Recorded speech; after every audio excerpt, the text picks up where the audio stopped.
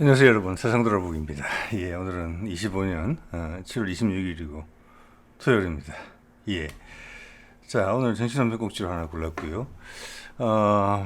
우리나라 뉴스 하나 하고 러시아 뉴스, 어떻게 보면 크게 한 분위기, 묶음의 기사들, 이 두 가지가 서로 전혀 다른 이야기를 하고 있지만 사실은 우리 언론에서 이야기해주고 있지 않는, 지금 전 세계의 어떤 트럼프발 관세 어떤 협상에 휘둘리고 있는 전 세계의 국제관계의 어떤 허상 뒤로 그 밑으로 흐르는 진정한 물길이죠. 거기에 대한 이야기를 조금 해보려고 합니다. 예. 자, 오늘은 자세한 내용을 다루려면은 말이 너무 길어지는 그런 내용들이 많기 때문에 주로 계속 보시는 분들을 대상으로 좀 함축적으로 말을 그렇게 드려보도록 하겠습니다. 가급적. 예. 자, 그래서 제목에 이렇게 뽑았죠. 미국과, 이거 이제 우리 국방장관 이번에 취임식에서 나온 이야기입니다. 미국과의 관계가 현재 한미동맹, 통상 이야기하는 그런 한미동맹 어떤 느낌인지 아시죠, 여러분? 북한을 주적으로 하는 군사동맹입니다. 그리고 그 체제는, 어떻게 보면은, 6.25가 끝나고 나서 우리가 미국의 밑으로 편입된 그런 체제고, 그 체제는 또한 일본이 2차 세계대전이 끝나고 미국의 체제에 편입된 거랑 똑같습니다. 두 국가 모두의 한일 모두의 미국이 정치적 세팅을 했습니다. 본인은 유리한 쪽으로. 그리고 먹고 살게끔 해줬어요. 그리고 각자 한국과 일본이 각자 선택하는 부분들이 있어요. 그 결과물은 많이 달라져 있습니다. 이게 지정학적 요인이 결합되어 있죠. 자, 이런 구도를 그릴 수가 있어야 된다고 생각을 합니다. 이 땅에 사는 사람들이고 또 미래를 대비하는 흐름에 대한 이해를 가지신 분들이라면.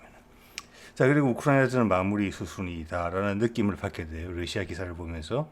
자, 이 두 개가 연결되어 있는 건 당연히 아시죠? 네. 자, 이런 말씀 드리려고 하는 것입니다. 자, 먼저 국내 이야기부터 해볼게요. 안규백 군은 이런 민간인 출신으로 5.16 이후로는 처음 이제 민간인 출신이 국방장관이 됐다고 합니다. 이것도 사실 상징적인 부분이죠. 말을 하면 길지만 오늘 주제는 아니니까요. 그 정도 언급하겠습니다. 군의 주인은 대한민국 계엄으로 실추된 명예를 되찾겠다. 뭐 어떤 내용인지 아실 것 같고, 이 내용에 보면 이런 내용이 나와요. 제가 한번 읽어드릴게요. 안 장관은 또 한미동맹 강화를 강조하면서 한미동맹이 글로벌 포괄적 전략동맹으로서 국익에 부합하게끔 발전하도록 협력을 지속적으로 확대하는 한편 한미일 안보 협력을 심화하고 글로벌 유대를 강화해 나가겠다고 밝혔다. 예. 이어 두 번째 문단입니다. 정부의 한반도 평화 정착 노력 또한 군사적으로 뒷받침하겠다며 강한 국방력으로 억제력을 갖추되 군사적 긴장 완화와 신뢰 구축을 위한 대화의 문을 활짝 열어두겠다라고 덧붙였다. 자, 밑에 거부터 이야기를 해보자면 강한 국방력을 갖춰 억제력을 갖추되 군사적 긴장을 완화한다. 이거는 서로 앞뒤가 안 맞는 모순이라는 말입니다. 모순이지요. 이것은 서로의 방향이 다르기 때문에 그렇습니다. 일반적으로 한쪽이 국방력을 강화하면 상대방도 맞불을 놓게 마련이고 군사적 긴장이 강화되게 마련이에요. 그래서 이거는 말로만 가능한 논리지만 이렇게 이야기를 하는 것은 서로의 방향이 다르다는 것입니다. 국방력을 우리가 계속 확충할 거라고 저도 강하게 믿고 있거든요. 그것은 북한을 위한 것이 아니다라는 것입니다. 이것은 이재명 때 죄송합니다. 문재인이 이야기한 그때 처음으로 등장한 어떤 컨셉이었어요. 틀이었어요. 생각의 틀이 바뀐 거였죠. 새로운 틀을 제시했어요. 언론에서 누구도 부연 설명하지 않고 의미를 설명해 주지도 않고 파묻어 버렸죠. 뭡니까? 한반도를 지키는 힘이라는 의미가 있습니다. 예, 그것이 지금에 와서는 이제 수년이 지났지 않습니까? 그리고 미국의 한반도에 대한 북한에 대한 관심은 트럼프 일기 때보다 훨씬 더 강해져 있다는 것이죠. 너무 강해져 있기 때문에 아무도 말을 못하는 것이다. 그래서 그런 국방력은 한반도를 지키는 힘이고 그것은 중국에 맞서는 힘이고 미국을 대신하는 힘이고 일본을 주눅들게 만드는 힘이다. 일본이 한국의 부상에 따라서 경제적, 군사적, 문화적 부상에 따라서 계속 그것을 자기 밑으로 넣으려고 노력을 했지만 미국이라는 바이든이 아플 때 미국이라는 한미일 군사동맹이라는 틀을 미국 내 어떤 군산복합체 또는 딥스테이트이 활용해서 우크라이나 다음에 우크라이나를 통해서 러시아, 그 다음 중국. 이런 이제 맞불 작전, 그게 제 3차 세계대전으로 가는 지름길이었고, 그것을 트럼프가 여러 차례 이야기했고, 국내 언론에서는 누구도 그것을 세세히 분석하지 않았습니다. 왜 3차 세계대전이 가는 것일까? 한미일 군사동맹을 하게 되면, 한국, 아시아판 나토를 하게 되면. 자, 그것이 그런 시도가 있었고, 그런 과정에서 성향이 맞는, 그리고 국내 잔존에 있는 친일파 세력들, 숫자는 많지 않지만 핵심 지역에 빨대를 꽂고 있는 그들의 지지를 받는 윤석열을 이용해서 한미일 군사동맹, 그리고 한반도의 분단 고착화를 통해서 남한 정부를 요리하겠다. 그리고 미국을 어쩔 수 없게 만들겠다라는 부분. 네. 자, 미국은 중국을 위해서 한미일 동맹을 하려고 했지만, 기시다와 이시바는 한반도 성장을 막기 위해서, 한반도 재결합을 막기 위해서 그렇게 했던 것이 큰 그거였죠. 거기에 놀아난 거니까. 특히 윤석열은 어떻게 보면은 좀 뭐라고 해야 될까? 일제시대 때 조선인 앞잡이? 예, 아주 질이 안 좋은 거죠. 자, 이제 그런, 부분이기 때문에 여기서 말하는, 군사적으로 뒷받침하겠다는 것은 일본에 대한 견제는 반드시 포함이 되어 있는 것이고, 미국이 더 이상 일본을 같이 끼워주지 않는다. 왜? 한미일 군사동맹은 트럼프가 당선될 것 같으니까 포기됐거든요. 기존 동맹 방식으로 간다고 미국이 분명하게 이야기를 했습니다. 그런데 우리는 한미일 안보 협력을 심화하고, 요새는 이제 곁다리로 이야기를 넣어준 거라고 봐야 되겠죠. 더 중요한 것은 글로벌 유대를 강화해 나가겠다. 이것은 다원화 세상으로 가서 우리가 한 축이 된다는 것을 의미하는 거고, 자신이 있다는 것입니다. 예. 자, 국익에 부합하게끔 한미동맹을 계속 발전시킨다라는 것은 뭐냐? 그리고 한미동맹이 글로벌 포괄적 전략동맹이 된다는 것은 문재인 때 이야기 나왔던 한미동맹의 재정립이라는 그게 결과물이 이제 나온 것입니다. 글로벌 포괄적 전략동맹입니다. 이게 핵심 단어는 글로벌이죠. 이것을 아베와 기시다와 이시바가 절대 용납할 수가 없었기 때문에 여러 해코지를 했고, 아베는 우리한테 경제적으로 해코지를 했죠. 반도체 소부장 외란을 일으킨 셈이고, 기시다는 윤석열을 주물러서 한반도의 남쪽에 독재 정부가 들어서게 했죠. 그래서 자기 발밑에 두려고 했죠. 같은 방식이에요. 그걸 이제 트럼프가 안다고 봐야 돼요. 왜? 미국이 한국과 손잡는 것을, 그래서 지역의 주도국가, 나아가서 세계의 주도국가가 되는 것을 막기 위해서 저는 상당히 확신을 하고 있습니다. 그것을 떨쳐냈다. 그것은 우리 국민의 힘이 가장 컸다는 것입니다. 내란을 막았었기 때문에. 자, 그런 부분까지 트럼프가 핵심적으로 미국이 개입할 수는 없어요. 이제 그런 수준을 넘어선 나라가 됐어요. 우리 할 바는 우리가 해줘야 돼요. 우리가 그걸 해낸 것입니다. 그래서 길이 열린 겁니다. 그래서 북극 항로 이야기를 자연스럽게 할 수 있는 것이고, 지금 미국과 뭐 소란스러운 관세 협정 이런 뉴스를 칠갑을 하고 있는 그런 이야기들은 사실은 헛개비다. 미국이 우리를 해코지를 할래야 할 수가 없는 입장이다라는 것이죠. 자, 글로벌, 한반도에 국한된 것이 아니고 글로벌에서 협력을 한다. 한미동맹의 핵심은 군사동맹입니다. 그 다음 경제동맹이 군사동맹을 지탱하기 위해서 따라오는 거거든요. 근데 지금은 거꾸로 된 거예요. 미국이 우리한테 기대게 되는 것입니다. 예, 미국이 인도태평양 전략의 한 축을 우리가 담당해 주겠다고 이야기를 한 것이에요. 그래서 군사력이 계속 강화될 것이고, 거기에 대한 대가로 북한과의 종전선언, 그것이 트럼프 1기 때 정도의 생각이었지만, 트럼프 1기 바이든을 거치면서 중국은 부상하고 미국은 가라앉았습니다. 또 브릭스가 부상했고, 미국 시간이 많이 없죠. 트럼프의 개인적 인기도 그렇습니다. 그래서 이제는 북한 개발이라는 것이, 한반도의 투자라는 것이 미국한테 더 중요하게 됐다. 그러니까 그 군사동맹을 유지하기 위해서 한국의 경제 개발을 시킨 것, 일본의 경제 개발을 시킨 것, 어느 정도 선까지, 그리고 한 번 잡아먹으려고 그랬죠. 일본의 잃어버린 30년. 우리는 IMF, 우리는 돌파했고, 민초들이 들고 일어나서 혁명이라는 이름으로, 운동이라는 이름으로, 항쟁이라는 이름으로 우리 민주주의를 만들어 왔어요. 일본은 그러지 못했습니다. 예, 그 차이가 결과적으로 미국이 지정학적인 부분까지 합쳐서 남북이 분단되어 있다는 게 지금은 이게 텐션이 걸렸던 것이 풀리면서 오히려 화살을 멀리 쏠 수 있는 분위기가 되어 있는 겁니다. 미국이 훨씬 더 간절해진 거예요. 트럼프 1기 때보다. 투자해야 되죠. 미국 기업들이 많이 들어올 겁니다. 조선업이 그 첫 번째라고 보시면 돼요. 데이터 센터, 차세대 원전, 그건 대량 생산을 해야 될 거잖아요. 전 세계 풀어야 될 거잖아요. 소형 원전, 수소에너지. 미국의 생산력이 이걸 따라가느냐? 제조업이 절대 안 됩니다. 금방 중국한테 기술 다 넘어가고 따라잡힌다. 그래서 한국이다. 네, 그래서 기존의 틀이 우리 쪽으로 확 치우치게 된다. 그래서 이 기존의 한미동맹이 아니죠, 당연히. 이때까지 미국이 군사적으로도 경제적으로 주도하던 거였죠. 너희들 물건 우리 팔게 해줄게, 기타 등등. 관세 약하게 해줄게, 기타 등등. 정치에 개입하죠. 우리 민주주의를 망친 부분도 많이 있습니다. 한 번도 미국이라는 존재가 드러나서 우리 민초들하고 각을 세운 적은 없지만 사실 내용상으로는 많은 경우에 그렇게 했습니다. 네. 자, 글로벌 포괄적 전략 동맹. 예.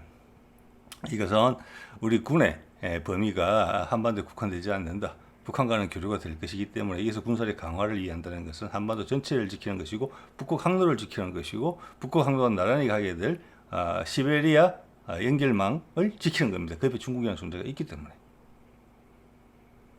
그리고 동중국해, 남중국해 교통정리를 우리가 한다. 왜? 우리 수송로니까. 우리가 수송로의 주인이고 전세가 이용하는 거잖아요. 우리 고속도로의 안전을 보장해야 될 거 아니겠습니까? 교통경찰 역할 제대로 해야죠. 그걸 다른 나라한테 맡길 수 없는 거죠.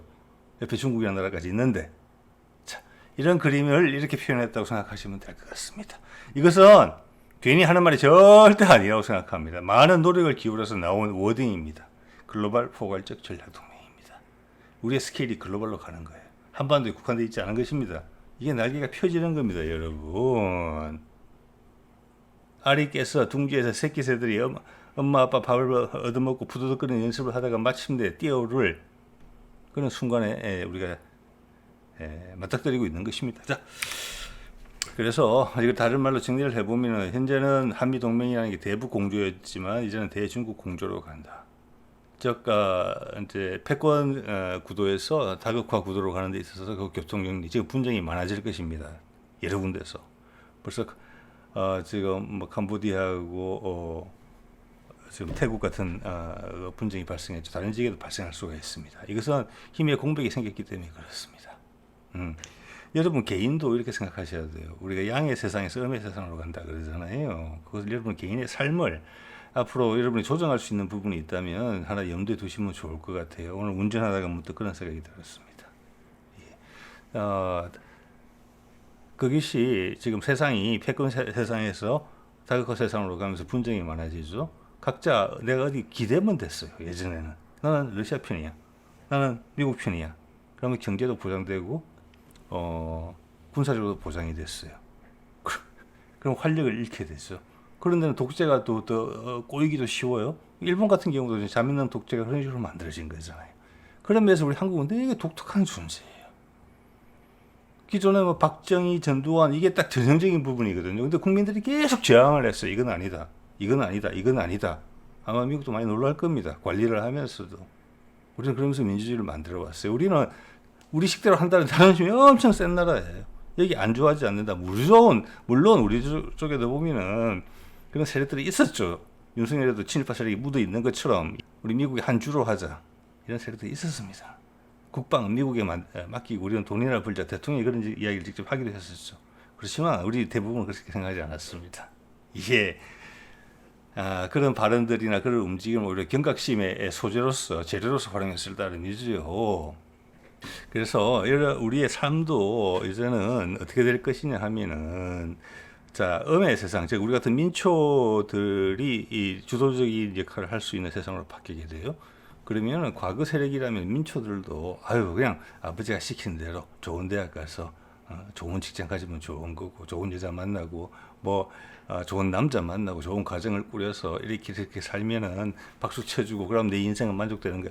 이것이 양의 세상의 민초들의 방식이었고 글로벌 세상에서 작은 나라들의 방식이었습니다. 그렇지만 이제 음이 주도가 되면 음이 분화가 돼야 돼요. 음의 개개인이 자신의 책임을 져야 돼요.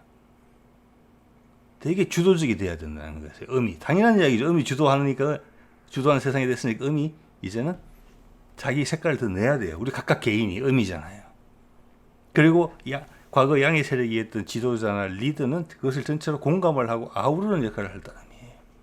그래서 개인의 삶은 우리가 훨씬 더 역동적이 돼야 된다고 봅니다. 남들이 이야기한 대로, 관성대로, 통념대로 그렇게 살아서는 재미가 없을 거라고 생각합니다. 훨씬 곤란해질 것이라고 봅니다. 난 이 정도면 됐어 하는 부분이 없어질 거예요. 각자가 결정하셔야 될 겁니다. 여러분의 만족과 여러분의 행복을. 예. 자, 그리고 예전에는 코리아 디스카운트란 말이 있었는데, 지금도 나오지만, 이미 미국 군함들의 함정 CRO를 하고 있고, 미 군함을 대폭적으로 우리나라에서 건조할 것 같아요. 뭐 생산력이 우리가 최고니까요. 그러면서 차세대 선박 이야기가 이미 나오고 있어요. 원자력 추진이죠. 차세대 원전 추진. HD 현대중공업에서 그 이야기 나오잖아요. 그러면서 그게 북극 항로로 연결되는 거예요. 자, 한반도에 분쟁이 생기면 코리아 디스카운트가 있었어요. 근데 미국 여기다가 자기의 중요한 미래를 맡긴다. 제가 봐서는 그 외 기업도 지금 들어오리라고 봅니다. 자본 투자하고 한반도 쪽으로 남쪽을 거쳐서 북쪽으로 온다고 봅니다. 그게 미국이 살 수 있는 길이에요. 미국 자체의 제조업이 절멸했기 때문에. 그래서 지금 미국에 뭐 투자하라 이런 건 헛소리예요, 전부 다. 그 돈 다 날리는 거예요. 기본적으로는 한국에 투자해야 될 겁니다, 미국이. 그리고 북한에 투자해야 될 것이고. 그래야지만 중국을 누를 수 있어요. 미국은 자본 이득이라도 취하면서 우아하게 나이가 들어갈 수 있어요. 급격하게 몰락하는 게 아니라. 거기서 북극 항로 이야기까지 나오는 거잖아요. 이게 다 연결이 돼 있는 거예요. 이것이 기본 뼈대고 이게 다른 게 더 얹혀질 거예요. 이것은 물류 고속도로를 만들고 고속도로를 갈 수 있는 주유소를 만든다는 뜻이거든요. 그게 필요한 배도 우리가 만들 기회를 준다는 거예요. 그게 다 동남 해안권에 있는 거잖아요. 어제 이재명의 메가시티 이야기 나오더라고요. 부산에서. 그게 그 이야기예요. 제가 드린 말씀도 있었죠. 광역철도망 얘기는 오케이예요. 당연히 필요한 거예요. 조선업이 거기 다 모여 있는 거 아닙니까? 정부 기관도 다 내려오는 거 아닙니까? 거기는 미국의 이해관계도 엄청나게 크게 엮여 있는 거예요. 그 고속도로는 전 세계가 이용하는 고속도로거든요. 새로 뚫리는 고속도로예요. 전 세계가 활성화되는. 전 세계 경제가 힘들거든요. 물가가 다 오르고.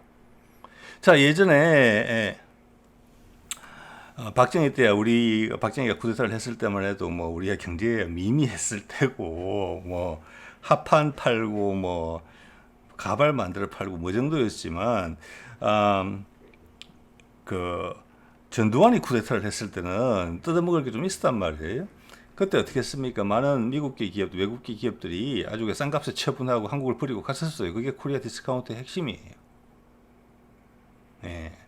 자, 그런데 지금은 미국의 투자와 또 미국의 중요한 일거리를 우리한테 맡기고 있어요. 자신의 생존에 직결되는 거, 함정 같은 거 더 들어올 거라고 말씀드렸죠. 앞으로 수소차도 여기서 기대해야 될 거예요.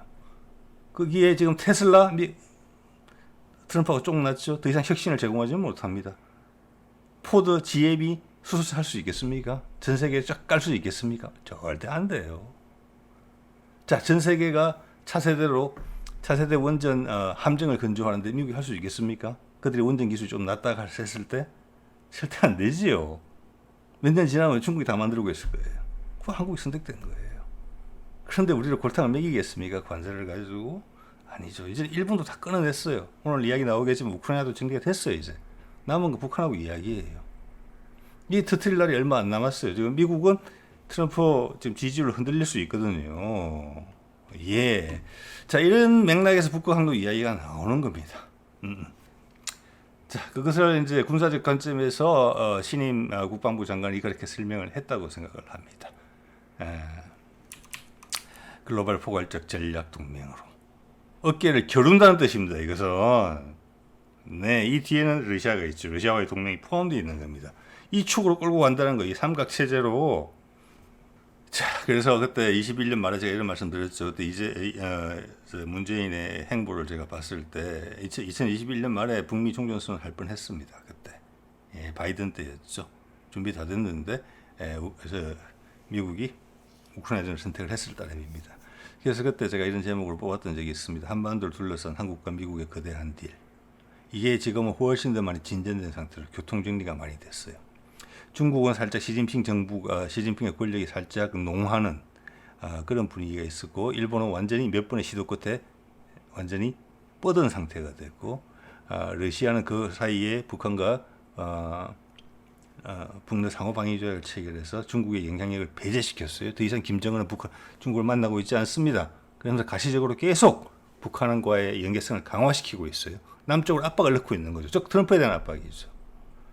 그럴 가능성은 아주 낮았지만 만약 우크라이나 전에서 미국의 딥스테이시 푸틴을 물리쳤다고 했다면은 지금은 아마 그 나토의 영향력이 코카사스를 가로질러서 중앙아시아 그래서 중국을 압박하고 있었을 겁니다. 그럼 전 세계의 혼란, 그 또한 전쟁의 분위기가 강한 중국과 미국이 직접적으로 그러니까 부딪히는 미국 스스로가 유라시아 대륙을 파트너가 아니라 점령을 하겠다는 그런 컨셉이기 때문에 중국이 그냥 있을 리가 없고 중국은 그걸 기다리는 바였습니다.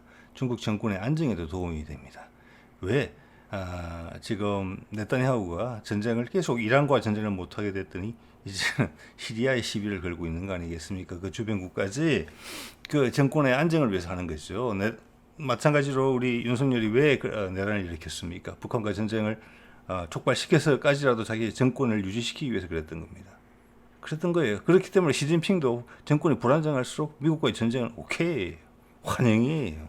미국이 이길 수 있느냐? 가능성은 높지 않다고 봅니다.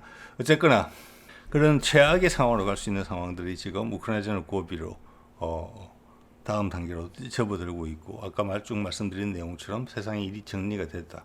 어떻게 보면 트럼프 일기에서는 할래야 할 수가 없는 상황이었는지 모른다. 자, 이재명은 이제 모든 게 세팅이 된 상황에서 한국의 대통령으로 당선이 됐는데 우여곡절 끝에 그가 처한 상황을 잘 이해하고 있다. 저는 그렇게 봅니다. 호흡이 잘 맞는 거예요. 트럼프하고 푸틴하고 지금.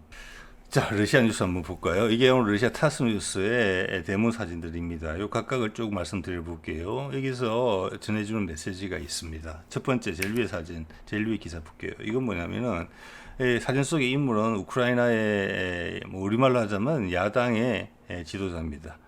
그가 타스랑 인터뷰한 내용입니다. 우크라이나는 이미 국가 부도 상태다. 자, 7월 2일 날 갚아야 될 돈을 못 갚았다. 그래서 S&P에서 등급을 D 등급으로 낮췄다. 그래서 국가 부도 상태다. 이것이 의미하는 바는 상당히 큽니다. 더 이상 가끔 누가 지원을 해주는 이런 말이 나오지만 그런 말도 지금 거의 안 보이죠. 언론에서. 갑자기 사라졌어요. 우크라이나 전쟁을 이길 것으로 국내 보도가 쭉 나왔었는데 일주일 전까지만 하더라도 그들은 다 어디 갔습니까? 입 싹 닫고 다른 거짓말거리를 또 찾고 있겠죠. 자, 이것은 미국의 지원이 여러분 예전에도 한두 번 말씀드렸습니다만은 군사 무기에만 국한된 게 아니에요. 우크라이나에 뭐라고 할까 국민연금? 연금도 미국 돈으로 내고 있었어요. 즉 미국 우크라이나를 먹여 살리고 있었어요. 그러면서 전쟁을 시킨 거예요. 그러니까 우크라이나는 완전 용병이에요. 용병. 행동도 용병처럼 한 거죠. 그 돈줄이 끊겼다는 것을 확인할 수 있는 거예요.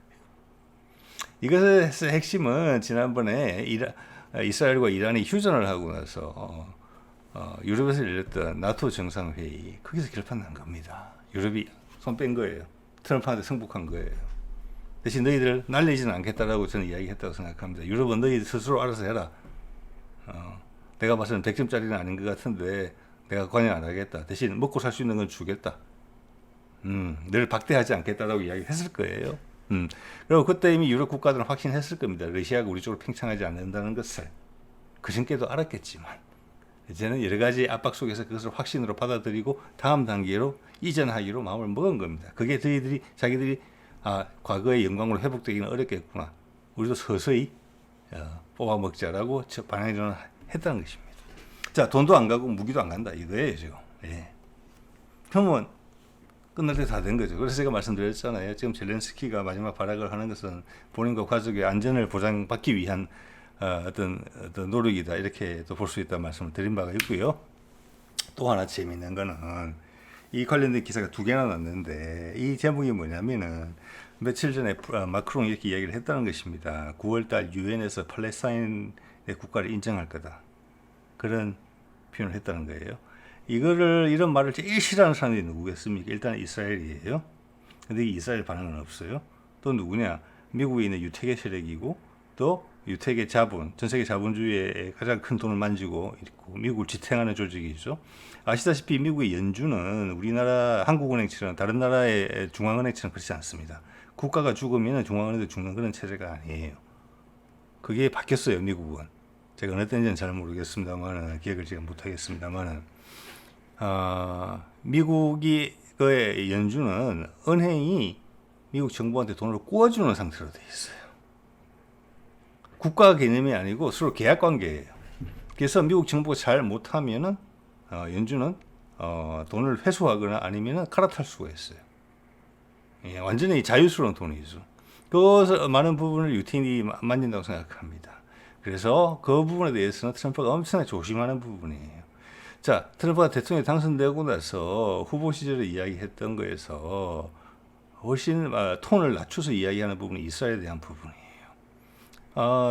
트럼프는 당연히 알고 있습니다. 가자의 팔레스타인들은 두 국가 솔루션으로 해결이 돼야 된다. 이스라엘과 팔레스타인 국가가 형성돼야 된다.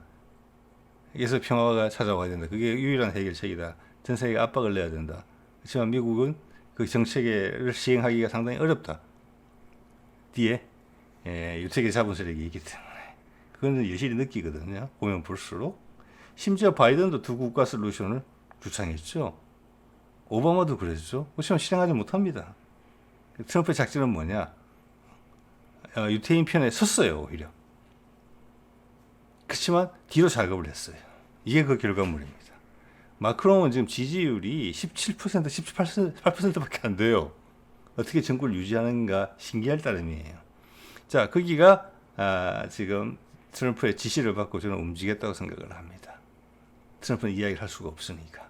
그래놓고 뭐라고 그랬는데 트럼프는 정작 마크롱이 이런 이야기를 했다는 정보를 들었을 때는 전혀 무게감이 안 실린 그냥 한번 해보는 발언이다. 우리말로 표현하자면 그런 식으로 했습니다. 저는 트럼프가 시켰다고 생각을 합니다. 이런 식으로 해결해 보려고. 예, 제가 왜 이렇게 확신하는 거니? 바로 그 옆에 있는 기사가 이거예요. 영국 수상이 두 국가 해결책이라는 틀에서 한 걸음 더 나가서 이야기한 거예요. 팔레스타인 국가의 인정은 뭐냐? 결과적으로는 두 국가 솔루션이다. 팔레스타인과 이스라엘이 동반해서 존재할 수 있는 부분이다. 예, 한 걸음 더 나가서 이야기한 거예요. 저는 이걸 보고 확신을 했어요. 영국과 프랑스가 미국의 뜻을 대변해서 이야기해주고 있구나.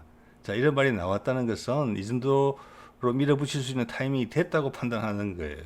이것을 우크라이나전까지 두 가지 불이 동시에 타올랐다면 트럼프가 이렇게 하지 못했을 겁니다. 그리고 트럼프는 일단 종결시켜야 된다는 부담감이 있는 건 분명해요. 자, 탄력이 떨어지기 전에 결론을 내야 되거든요. 이제 취임한 지 6개월 다 넘어가잖아요.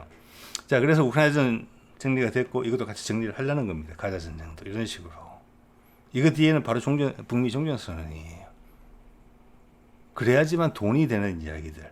실제 유태인 자본들도 귀가 솔깃한 이야기를 해줄 수 있거든요. 너 돈을 트럼프, 미국이라는 틀 속에서 돌려야지 돈이 불리는 그런 조건을 만들어 준다는 거예요. 북미 종전선언이.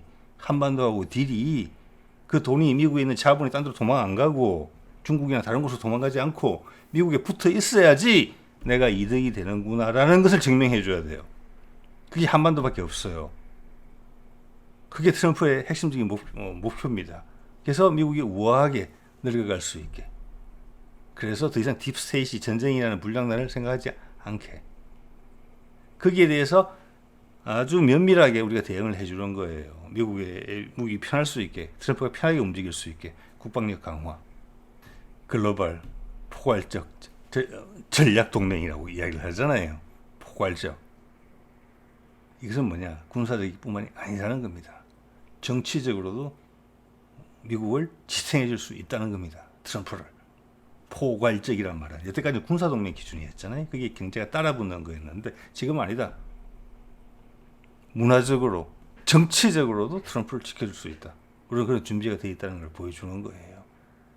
자, 그래서 지금 부산에 여러 가지 옮겨오는 것은 너무나 당연한 것입니다. 그 준비를 다 해줘요. 어느 순간 트럼프가 북극 항로 푸틴하고 이야기해서 짜잔 이야기했을 때 우리는 이렇게 준비되어 있다. 바로 상하이 아웃, 후쿠오카 아웃, 도쿄 아웃. 그게 부응해 주는 거예요. 준비가 되어 있다는 거. 수소 부분도 그렇습니다. 아까 말씀드린 원자력 추진 함선, 함정 세팅이 다 바뀌고 전 세계 배가 다 바뀌어야 되는 거잖아요. 수소차. 현대가 지금 수소차 공장 준공하고 있죠. 짓고 있죠. 딱 서 있지만 트럼프가 딱 켜면 바로 딱 움직일 수 있게 세팅을 우리가 해주고 있잖아요. 지금. 그런 보장 없이 우리가 그런 헛 공약을 남발할 수가 있겠습니까? 네. 자, 이런 와중에 이런 기사가 또 있지요. 타스에 지난 한 주간 5도시를 해방시켜요. 자, 여기에 대해서 미국은 더 이상 토를 달지 않습니다. 이런 이야기가 보도가 되지도 않습니다. 우리 언론에도. 끝났다는 겁니다. 예. 자, 이거 타이밍이 좁혀지고 오고 있다. 가자, 팔레스타인 국가를 인정하자는 이야기가 나오는 걸 봤을 때 끝난 거다라고 저는 이렇게 생각을 하는 거예요. 자, 아까 9월이었죠. 유엔에서 9월에서 될 가능성이 있다고 봅니다. 미국은 못 이기는 척 하면서 어떻게 하려고 할 거예요, 트럼프는. 그 다음 10월 말에 에이펙 회의가 경주에서 있죠. 지금 상당히, 제가 트럼프라면 그때까지 뭔가를 결론 내려고 할 겁니다. 예, 저는 그렇게 보입니다. 일단 많은 건 정리가 됐어요, 지금. 자, 그리고 이제 한 가지 나머지 한쪽에 있는 기사는 여기는 이제 러시아 중앙은행 장인데 물가를 4%를 잡기 위해서 노력할 거다. 제가 이것을 따로 말씀드리는 이유는 우리도 지금 물가가 4%, 5%이 정도인 것 같아요. 전 세계가 이렇습니다. 여러분 왜 이런지 아십니까? 이것은 이미 우리 경제의 글로벌 경제의 성장치가 더 이상 없기 때문에 그런 거예요. 돌아야 되는데 안 돌잖아요. 기름을 자꾸 치는 겁니다. 기계는 낡았는데 기계 바꿀 생각은 못하고 기름만 자꾸 치는 겁니다. 그래서 돈을 푸는 거죠. 자, 우리가 지난 오바마 때 뭘 했습니까? 신자유주의 해가지고 미국이 전 세계에 뭐 끝까지 다 가서 자유무역협정 체결했는데 지금 보호무역으로 돌아서고 있는 그런 희한한 상황이 됐잖아요. 미국 스스로 설명하지도 않아요. 그게 불과 15년, 20년 전의 일이에요. 즉 시장이 커질 대로 커져서 더 이상 지금 방식으로는 안 돼요. 자, 패권 상태에서는 우리 편, 내 편이 갈라졌기 때문에 내가 시장을 쭉 펼치더라도 한계가 있어요.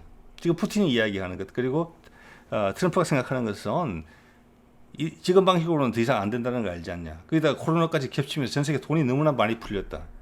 생산량은 올라가지고 시장은 커지지 않으면서 돈만 풀렸다. 당연히 물가가 올라가죠. 전 세계적인 문제입니다. 그 해결책으로 제안하는 게 바로 그거다. 새로운 무역로가 열려야 된다. 중국도 그래서 1대1로를 하는 건데 어떻게 보면 미국이 이걸 차용했다고 봐야 돼요.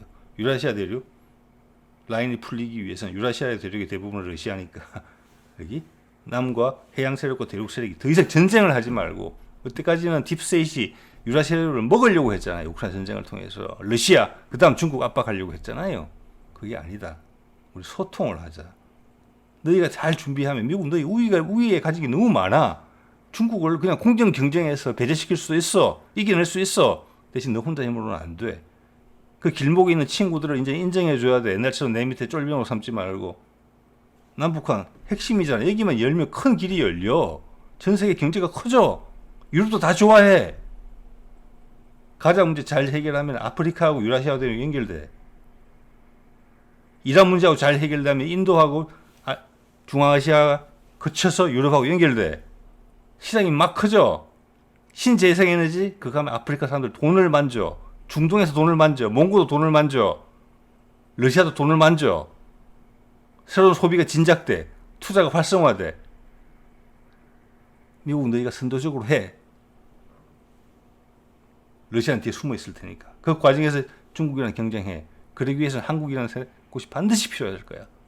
기술 뛰어나고 생산력 뛰어나고 의지 있고 남북 교류되면 전략적 거점에 지정학적으로 위치해 있고 중국을 막아설 수도 있고 군사적으로 그걸 자신들이 하겠다 하잖아. 이 이야기입니다. 그래서 경제의 혈맥을 뚫자는 거예요. 전쟁 없이 이걸로 넘어가자는 거예요. 그게 트럼프가 동의했다는 겁니다. 그래서 엄청나게 큰 변화예요. 이런 말씀드립니다. 예. 자, 오늘은 뭐 이 정도로 말씀을 드리도록 하겠습니다. 네.